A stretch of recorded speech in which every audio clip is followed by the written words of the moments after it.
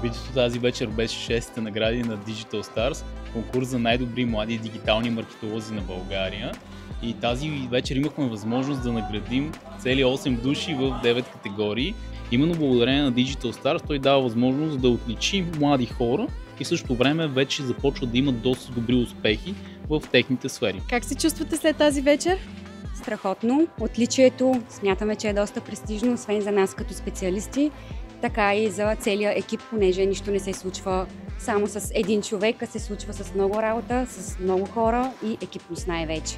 Накратко кандидатствах с проект в, така да кажем, хранително-вкусовата промишленост и бяхме изправени пред доста голямо предизвикателство, поемайки този нов проект, но заедно с екипа успяхме да постигнем и задминем в пъти целите и продължаваме все така да бележим добри резултати. Моят проект е в парфюмерийната индустрия, като той стартира като изцяло нов и непознат за българския пазар. В момента е един от доста разпознаваемите и продължава да върви нагоре с все по-големи и добри резултати.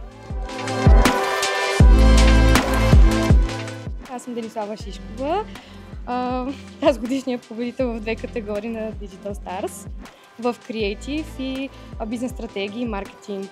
Креатив е много интересен проект и е малко микс от UX и UI Experience.